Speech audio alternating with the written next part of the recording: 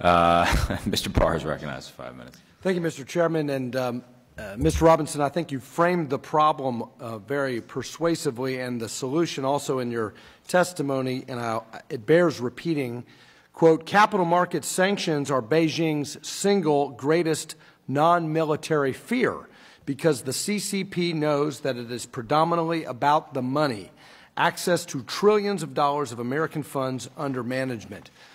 Ms. Robinson, we've talked about our bill. We've discussed my legislation, the Chinese Military and Surveillance Companies Sanctions Act, which applies full SDN sanctions on specific companies on 4 specific U.S. government lists. The DoD 1260H list, military companies, Chinese military companies, Treasury's NSCMIC, Chinese Military Industrial Complex Companies list, Commerce's entity list, and military end user list. These are all companies that have ties to Chinese military and surveillance state.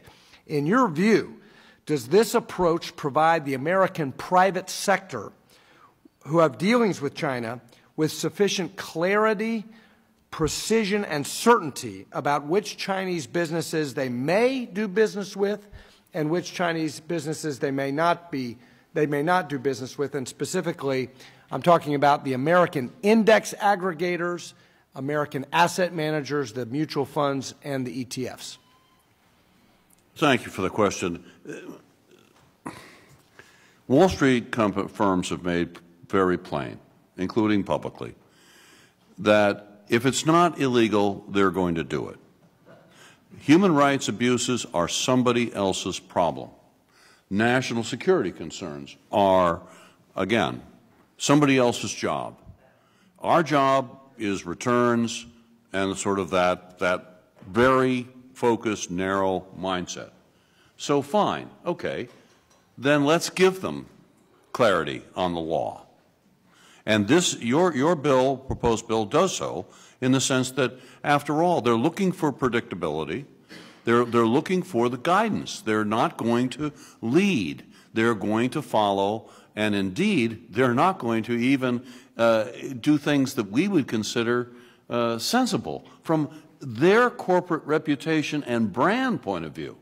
I mean, imagine asset managers that are household names that are willing to absorb the risk of being called aiders and abettors of genocide and forced labor and the like. So, Mr. Robinson, just to reclaim, full SDN sanctions, that means no listing on U.S. exchanges, no equity, no debt, no VC, no private equity, red light on those companies, very precise, identify them, green light on everything else. Is that the clarity that U.S. investors need? I believe it is.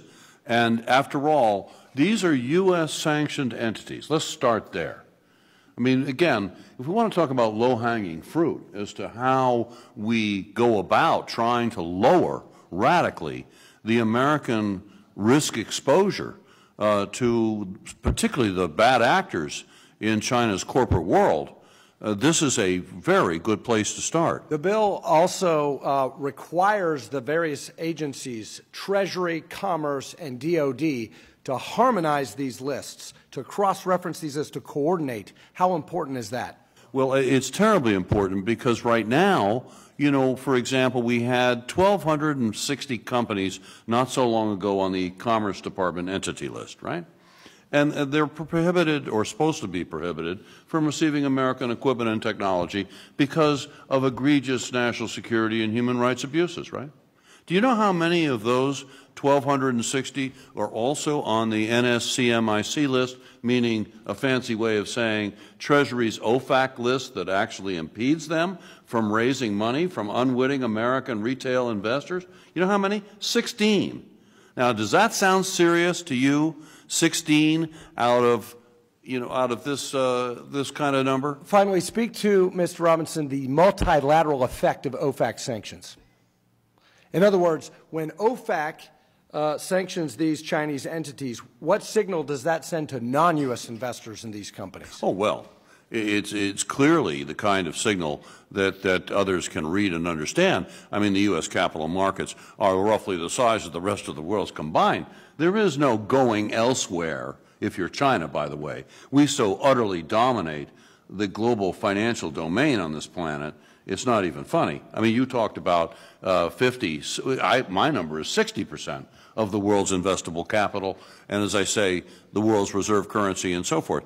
This is our major competitive advantage we have today. And so the signal that it sends, to answer your question, is one of fear and concern. And guess what? It's fear that communicates to our allies more than cajoling and persuasion. Thank you. I yield. Thank you. Before